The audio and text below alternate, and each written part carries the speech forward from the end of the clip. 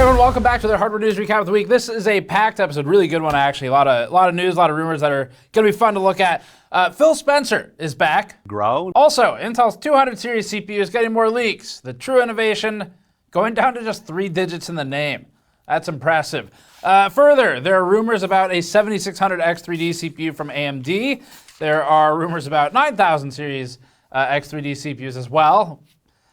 It's like they just wanted a clean start. They're like, you know what, the Zen 5 thing, just forget it ever happened. Let's just go back to the things people really like, and let's just all forget about it. Tons of other news as well, like Valve banning keyboards that make you too good at the game, and Black Myth Wukong really blowing through any expectations for player base. Before that, this video is brought to you by the Antec C8 cases. We reviewed the Antec C8 ARGB a few months ago and found it to be an overall competitive performer using unique 160mm fans. There's also a version without included fans, and it's competitively priced while still offering attention to detail key elements like the airflow partition for better directing air intake. It also has high-quality kill management grommets and limited obstructions for bottom air intake. The ARGB variant includes all these features, but also 2 160mm reverse blade fans and one 140mm fan. Learn more at the link in the description below. Quick as possible, GN update first. So we have some pretty big investigations and large feature pieces coming up right now. Those are always really fun to work on.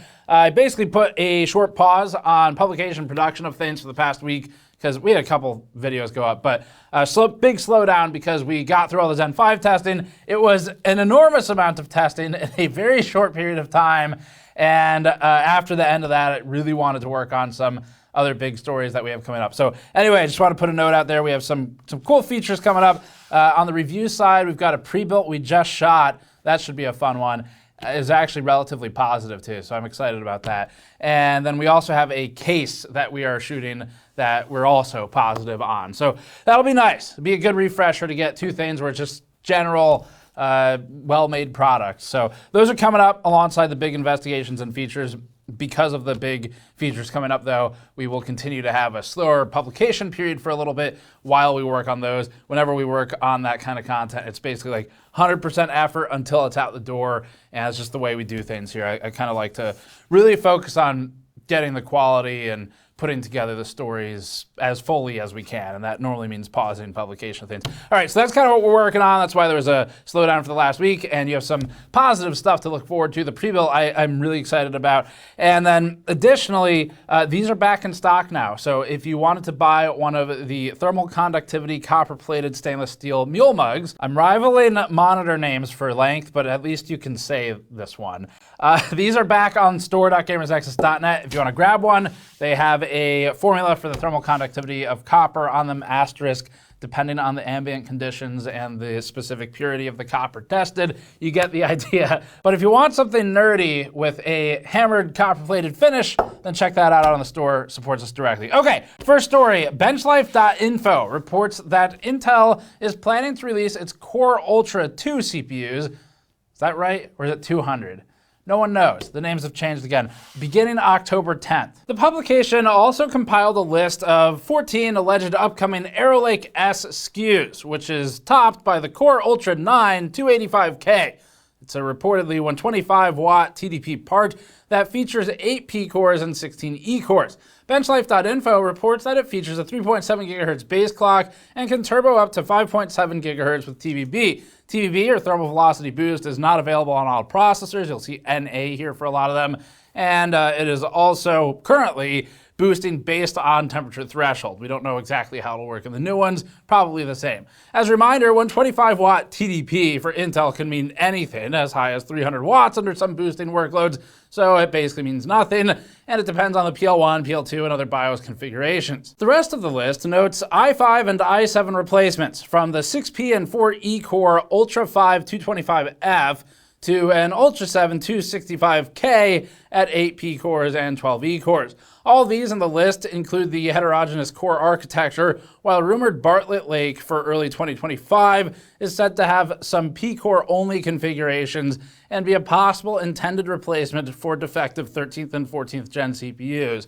That's kind of a rumor, but it makes sense. In similar news, WCCF Tech spotted a Geekbench entry for the 285K and noticed that it has 36 megabytes of L3 cache. We don't view Geekbench as a particularly useful benchmark, but for sake of reporting the current rumors, the CPU supposedly garnered a single-core score of 3,449 points and multi-core of 23,024. For reference, and to keep it intra-brand to limit sort of benchmark software biases, the 14700KF is listed as a 3005 single-core score and 19,615 multi, with the 14900KF listed at 3091 single and 20,615 multi. The rumored 285K's 23,024 multi-core score also had it beating the second place 14900KS of 21,890 by about 5.2%. Among other upcoming SKUs, benchlife.info notes that there will also be a 285 non-K, which features an advertised TDP of 65 watts,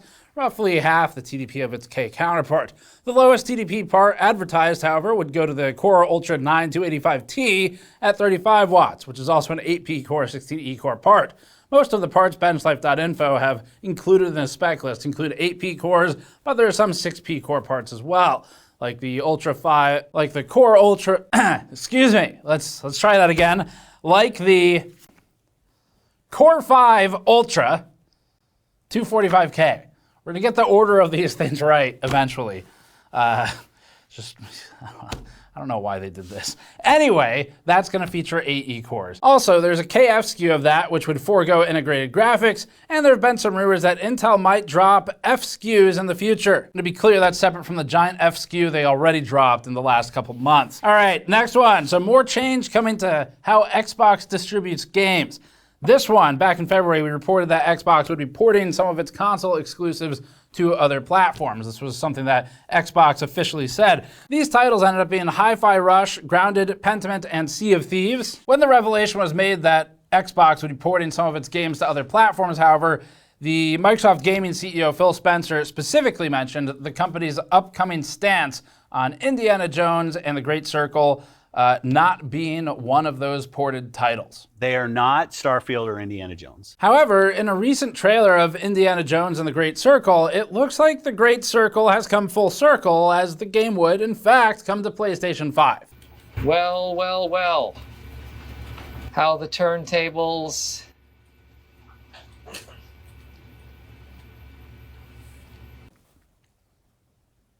Anyway, it's coming to Sony's console at a later date of spring 2025, compared to the Xbox and PC release of December 9th. The game will also include some NVIDIA features. Speaking at an Xbox Gamescom live stream, Spencer said this. I think as an industry right now, there's a lot of pressure on the industry. It's been growing for a long time, and now people are looking for ways to grow. He said it! He said the word! Roll 212! Is a world of you gotta be growing your business, growth and growth, growing.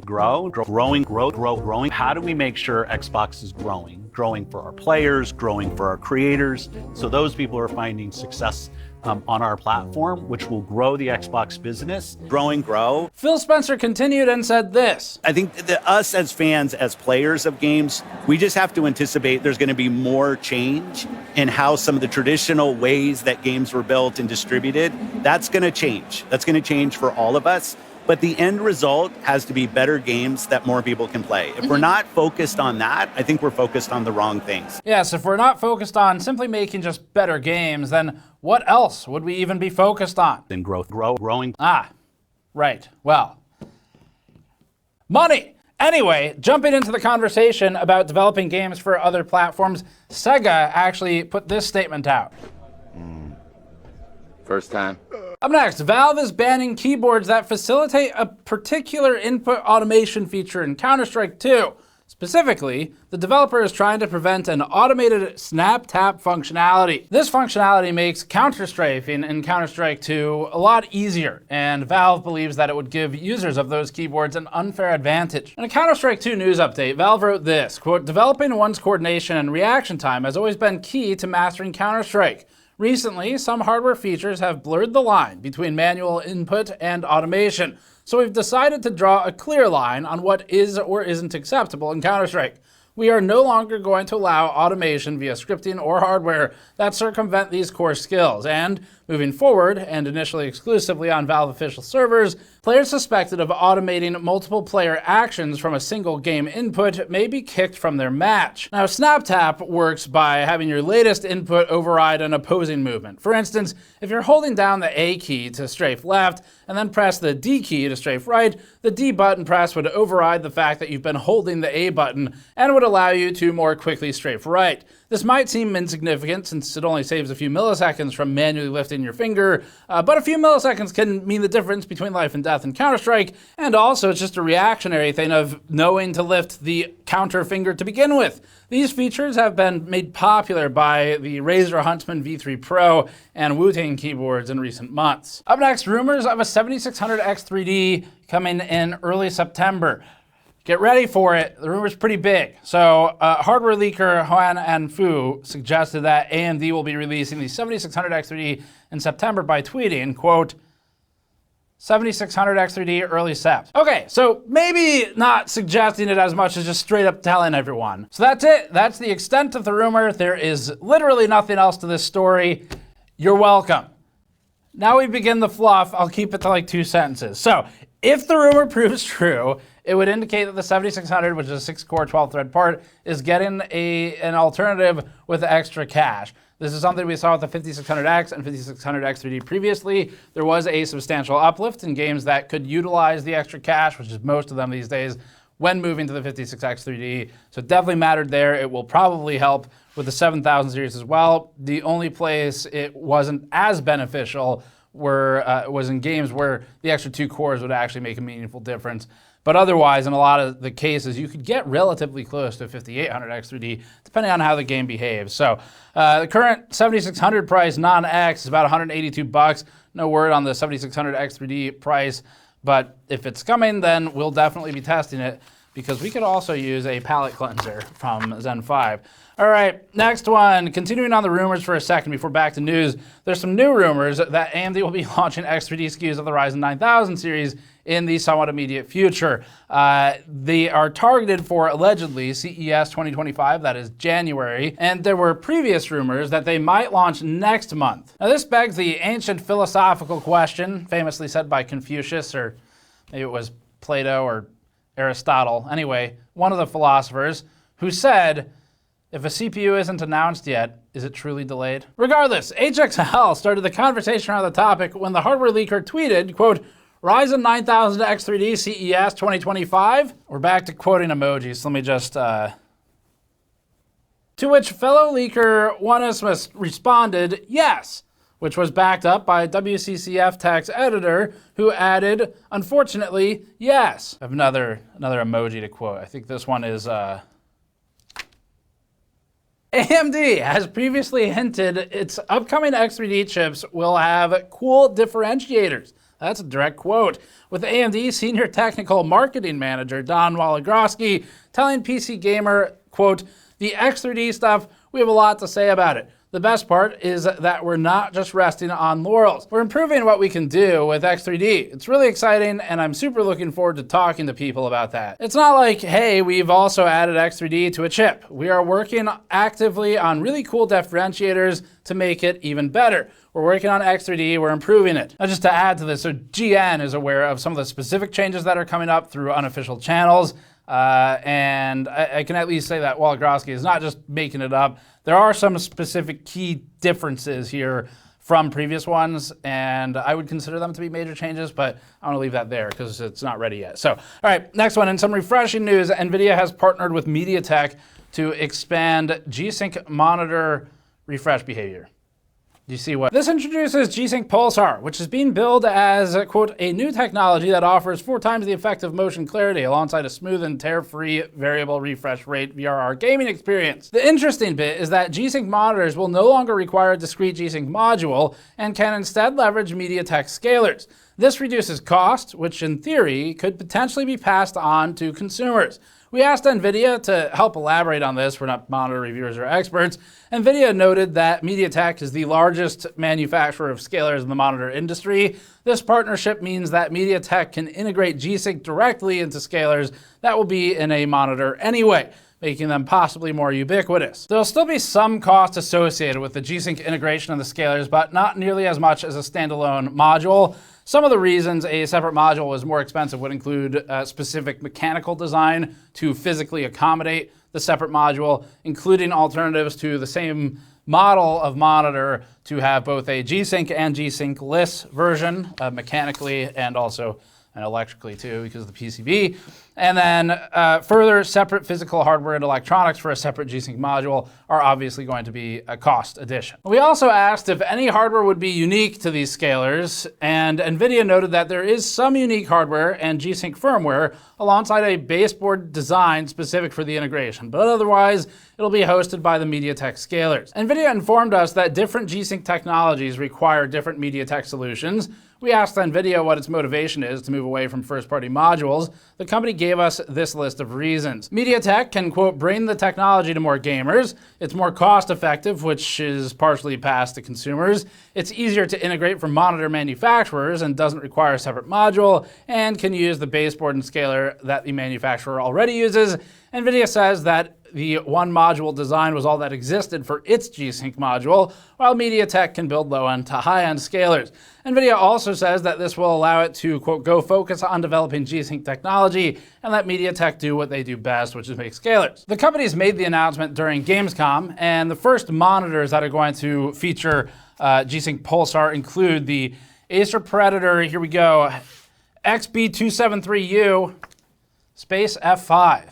And also the AOC Agon Pro AG276QSG2 and the 360Hz PG27AQNR. Besides having names that all sound like rejected Star Wars droids, or maybe just something you'd find in an astronomical catalog of stars at the distant fringes of the galaxy, they will also feature a 2560 by 1440 resolution display, a 360 Hz refresh rate, and HDR support. Now onto something we can pronounce, the Zone. Because every PC hardware company is getting into handheld, Zotac is following up on its Computex teasers of its Zotac Zone handheld. The company is, again, calling its device the Zotac Gaming Zone. For its display, it uses a 7-inch AMOLED panel that the company says offers a 178-degree viewing angle, 800 nits of brightness, and a 120 Hz refresh rate screen.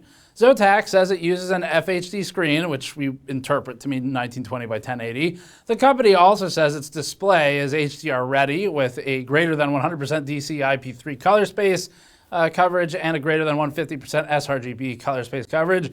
In terms of specs, the Gaming Zone uses AMD's Ryzen 7 8840U, which is an 8-core, 16-thread part based on Zen 4 that Zotac says is able to boost up to 5.1 gigahertz at its configuration, coupled with the 780M graphics solution and 16 gigabytes of LPDDR5X 7500 RAM. For its controls, the Zone uses Hall effect joysticks and triggers, which Zotac says eliminates stick drift and bolsters hardware longevity. Interestingly, the joysticks are also surrounded by radial dials, which the company claims allows users to adjust settings on the fly. Like the Steam Deck before it, the Zone offers dual trackpads, and like the ROG Ally before it, it offers 2 programmable buttons on the back. Like the Nintendo Switch and the Legion Go, the Zone comes with a built-in kickstand, and in terms of ports, the Gaming Zone offers one USB 4 port on top and another one on the bottom.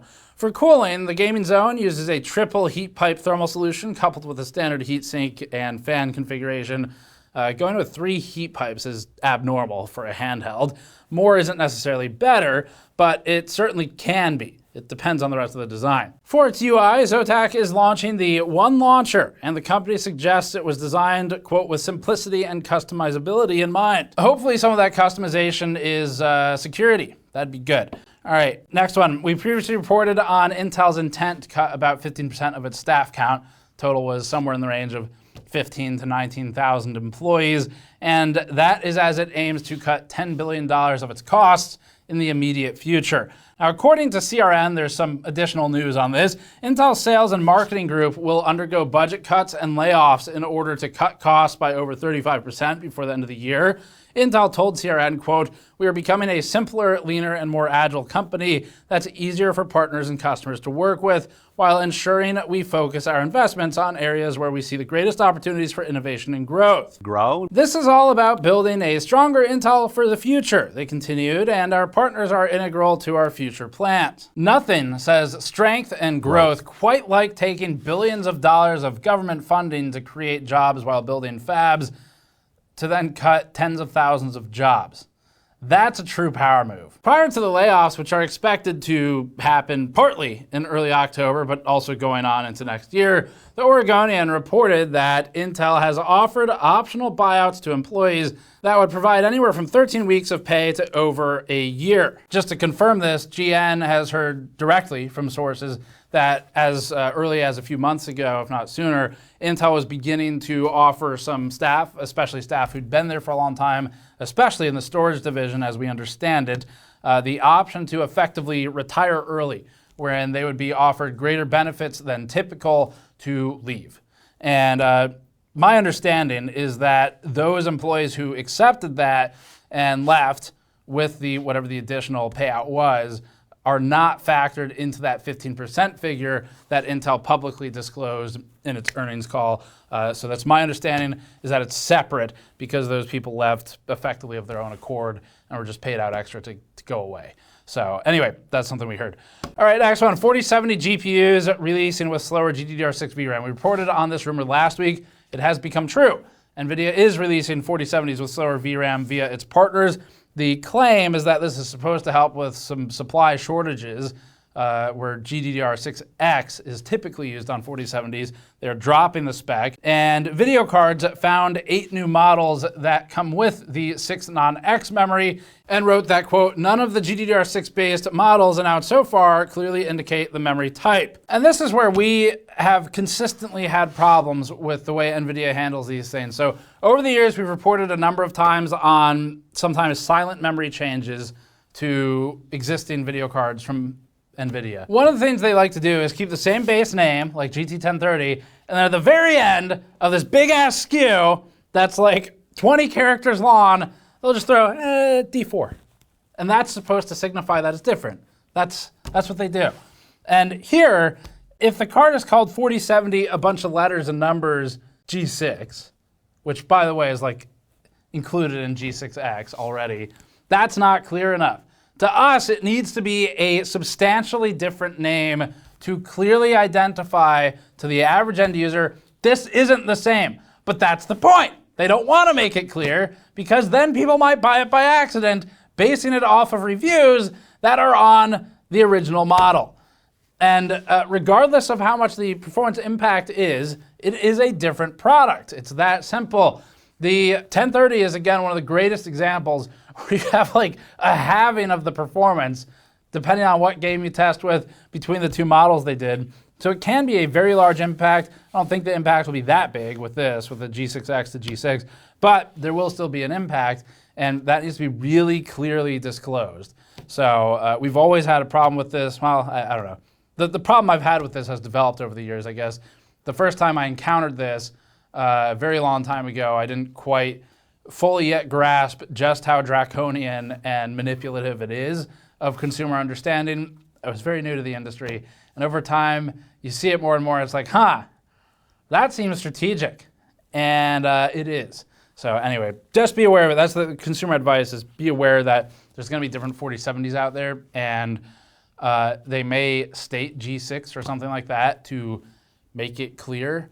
We just don't think it's clear enough for the average consumer, especially people who don't stay tuned into hardware like you all. So anyway, up last, Black Myth Wukong recently released and has reportedly gone on to become Steam's most concurrently played single-player game. According to SteamDB, which tracks Steam metrics but isn't affiliated with Valve officially, the highly anticipated game climbed to a concurrent peak of 2,415,714 players. To put this into perspective, Cyberpunk 2077, which held the concurrent single-player record prior to Black Myth, garnered a lot less than half of that, with SteamDB recording a peak player count of 1,054,300 388 players for CD Projekt Red's action RPG. Black Myth Wukong has in fact ostensibly gone to become the second most concurrently played game in general, only being bested by multiplayer shooter PUBG, which peaked at 3,257,248 players. Capitalizing on all this monkey business, there have been Black Myth Wukong-themed NVIDIA GPUs. The cards are manufactured by numerous vendors, including colorful Gigabyte, MSI, and Zotac, and have variants that include the RTX 4080 Super, 4070 Ti Super, and 4070 Super. The iGame card goes for a more artifact-looking color scheme. Gigabyte appears to be reskinning a variant of its old Aero-style coolers, and all of them feature Swin Wukong himself, the king. The game launch has ramifications that extend beyond PC gaming. Bloomberg reported that, quote, the PS5 jumped to the top of Alibaba Group Holding Limited's list for electronics game equipment in the week leading up to Wukong August 20th release, doubling its sales from the same period a year earlier, end quote. So that's clearly what courts are needed. Surely this will fix it. This will fix their sales of PC components. They just needed a major game launch because, as you all know, and some highly anticipated more complex games like Grand Theft Auto 6, we think that our historical view of a 3 to 5 year refresh cycle may now be looking more like 4 to 6 years in these current economic conditions. Surely this game is big enough, right?